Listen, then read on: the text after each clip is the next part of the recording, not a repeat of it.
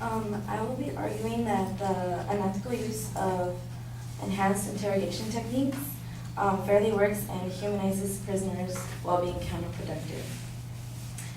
First, I would like to point out that these waterboarding techniques are, I have an example here that states that the prison believes they are being killed, and as such, it really amounts to a mock execution, which is illegal under international law. So all these waterboarding techniques are basically illegal, for it makes one believe that they are being killed. So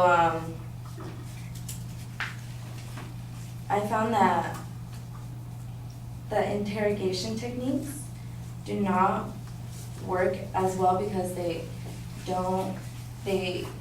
get false information because the prisoners are forced or want the interrogator, they want to tell the interrogator what they want to hear, which is going to be false only because they don't want to be tortured anymore. I found that from an article from Foreign Policy Association states that according to a recent congressional inquiry, there have been virtually no real intelligence gathered through enhanced interrogation, therefore meaning that it hasn't been very useful. And I also found in the same article that Matthew Alexander, who was an interrogator, stated that I never saw enhanced interrogation techniques work in Iraq.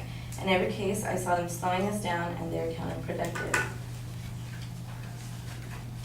And as far as these techniques acquiring false information, in another article by Glenn Carl stated that the interrogation techniques do not work. They cause retrograde motion from what you're seeking to accomplish. They increase resentment, not cooperation. They increase the difficulty in assessing what information you do hear is valid.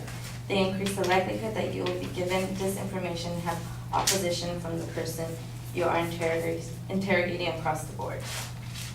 And that is not a good thing.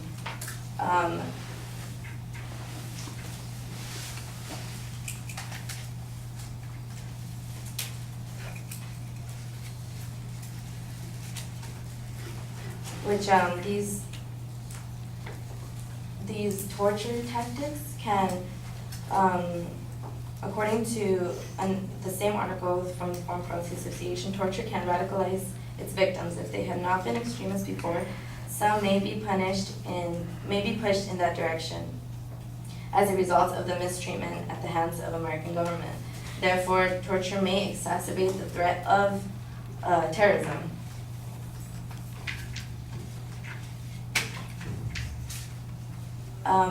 That's why other techniques should be used instead of enhanced interrogation. For example, an interrogator told the committee that within the first hour this is from an article from the Daily Beast, Soufan told the committee that within the first hour of his interrogation of Zubaydah, the suspected terrorists provided actionable intelligence.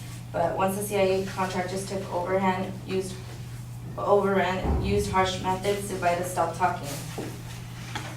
Therefore, once they started using these techniques, the terrorists stopped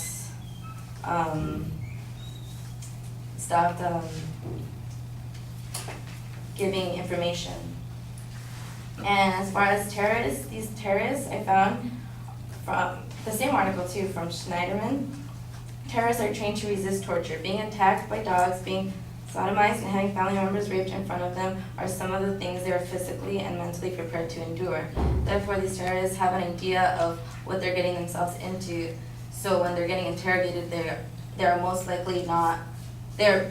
not likely to give real information. So it's misleading. And also there are only a handful of interrogators trained, and many are not. So sometimes there are many deaths because of that. A young untrained officer caused a death of one detainee at a mud board dubbed used as a prison. They say death occurred when the prisoner was left to stand naked throughout the harsh night after being doused with cold water. He died, they say, of hypothermia, and this is due to the untrained officer who did not know what he was doing, because there are so few that are actually trained. And lastly, this is just an opinion of an interrogator from Schneider's article. New research suggests enhanced interrogation is not effective. He says, from my experience, and I speak as someone who has personally interrogated many terrorists and elicited important actionable intelligence, I strongly believe that it is a mistake to use what is known to be enhanced interrogation techniques.